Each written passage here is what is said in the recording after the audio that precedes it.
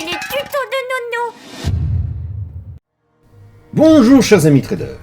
Aujourd'hui je voudrais répondre à la question comment intervenir sur un gap. Vous avez des cas de figure où parfois on a un gap à la hausse assez impressionnant comme celui-ci, qui est suivi d'une baisse. Donc là, intervenir à l'achat ici n'est pas forcément adapté.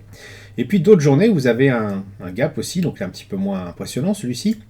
Donc à la hausse toujours, et celui-ci, c'était intéressant d'intervenir dessus parce que le prix continuait à monter. C'est valable bien sûr à la baisse, quand vous avez une cassure, un gros gap baissier comme celui-ci, vous pouvez avoir par la suite une continuation de la baisse, et parfois ce n'est pas le cas. Alors comment s'y retrouver dans tous ces différents gaps?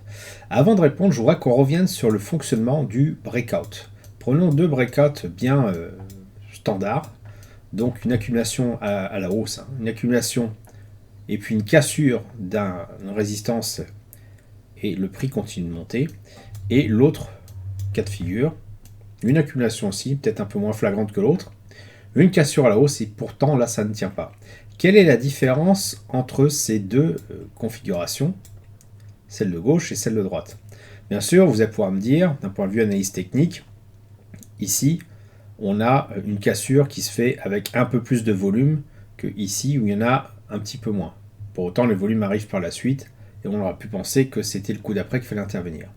Et bien là encore, je vais essayer de répondre à cette question, qu'est-ce qui se passe exactement, en utilisant ce qui fait vraiment bouger le prix, on en a déjà parlé plusieurs fois dans le blog, c'est les volumes par prix, les volumes, quel est le nombre d'achats, de transactions qui sont effectuées au marché à un niveau de prix donné. Alors pour ça, je vais rajouter donc la VWAP. La VWAP, c'est donc le VWAP calculé pour une bougie bien spécifique.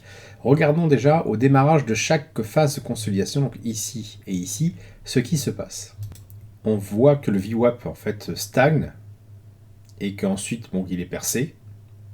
Dans les deux cas de figure. Ici, il a un peu baissé d'ailleurs, avant d'être percé et donc de servir de support avant l'explosion. Ici aussi, il a relativement stagné. Bon, il a servi de support après, avant de rentrer, de permettre le breakout et de la continuation, en fait, ou l'explosion en tout cas présumée du prix à la hausse. Il n'y a donc rien d'apparent dans la phase finalement d'accumulation avec la VWAP qui permet de déterminer si on a de bonnes chances ou pas que le prix casse. Alors si effectivement on pourrait un petit peu creuser et se dire par exemple ici on a une accumulation tout simplement parce que le prix reste au-dessus du VWAP et puis évidemment quand ça casse il y a déjà pas mal de monde positionné à l'achat. Ça c'est tout à fait exact. Alors qu'ici finalement on se trouve sur une stagnation, une hésitation et puis pas grand chose de flagrant, et si bien que quand ça casse, certes le VWAP est à la hausse, mais on n'a pas une vision aussi claire que ce qu'il y avait sur le graphique précédent. On pourrait dire ça, effectivement. Moi, je trouve que c'est pas super flagrant. Je voudrais quelque chose qui me, tout simplement, qui me montre si cette hausse-là est pérenne, si cette hausse-là aussi est pérenne ou pas. Alors, comment faire pour cela? Bien, plutôt que d'utiliser la VWAP au moment où il y a l'accumulation, on va le faire au moment de l'explosion du prix, donc la cassure du breakout. Donc, je fais changer tout de suite les éléments graphiques. Hop, c'est tout de suite beaucoup plus lisible. Pourquoi? Eh bien ici, on a une cassure du prix, donc les gens qui sont intéressés se mettent à acheter, s'ils sont vraiment intéressés, s'il y a un réel intérêt, ils vont se mettre à acheter, faisant de fait monter le VWAP, c'est le cas ici, la courbe est en bleu, donc haussière pour ce graphique-là, et le prix se clôture, se maintient en tout cas au-dessus, c'est des prix et bougies, non pas en Akinashiki, mais en bougie classique.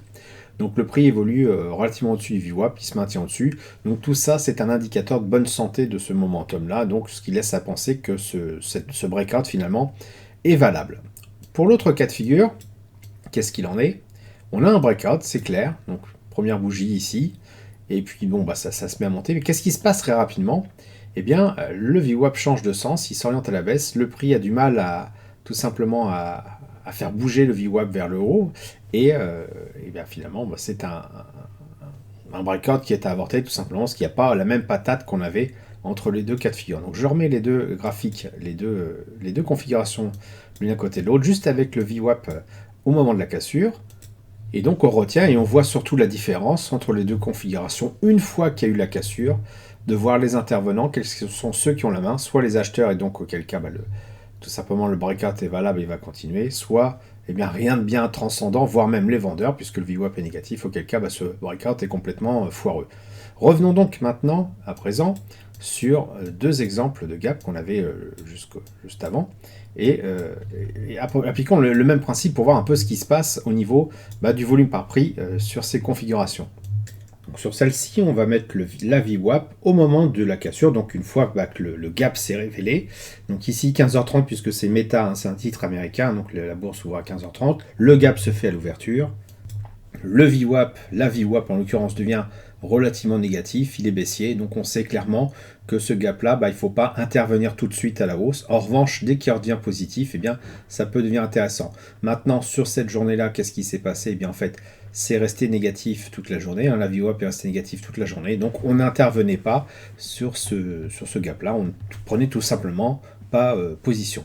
Regardons maintenant à présent celui-ci, donc on a une clôture en fin de journée, 21h45, ouais, celle d'après, et on a une ouverture en gap à la hausse. Replaçons donc le VWAP, non pas ici, mais sur cette bougie d'ouverture. Allons-y, hop, alors, je vais peut-être enlever la flèche parce qu'on ne voit plus grand-chose.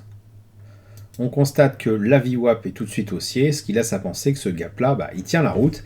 Donc entrer en position à ce moment-là est relativement intéressant. En tout cas, pensez que le gap va certainement continuer puisque tout simplement le momentum est haussier. Et clairement, la stratégie à adapter, en tout cas ce jour-là. Continuons ensuite, on a un nouveau gap qui apparaît quelques jours plus tard, le 1er août, hein, dans la nuit enfin, du 1er au 2 août. La nuit au sens américaine, bien sûr. Donc, remettons à nouveau le nouveau VWAP sur la bougie d'ouverture. Hein, qu'est-ce que ça donne? Hop, ouverture en baisse. On voit que la VWAP est baissier lui aussi. Donc, ce gap baissier a de bonnes chances de tenir la route. Et donc, la stratégie, finalement, d'accompagner ce mouvement baissier était certainement la plus intéressante à venir. Et ça, on le sait assez rapidement, parce que là, je suis sur des bougies 15 minutes.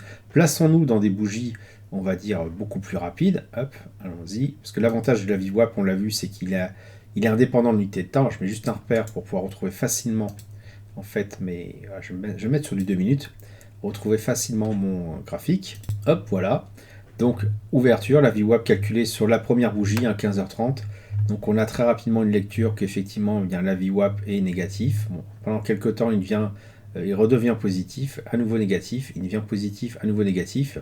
Et on peut considérer que le même principe qu'on avait sur le breakout apparaît à nouveau ici. On a un breakout en 2 minutes qui apparaît au bout de 18 minutes, 17-18 minutes. Et si on s'amuse à mettre à nouveau un VWAP, mais cette fois-ci en 2 minutes, qu'est-ce qu'on constate? Eh bien tout simplement, la VWAP est baissier et le prix se maintient dessous. Donc ça valide en fait cette entrée en position à peu près ici.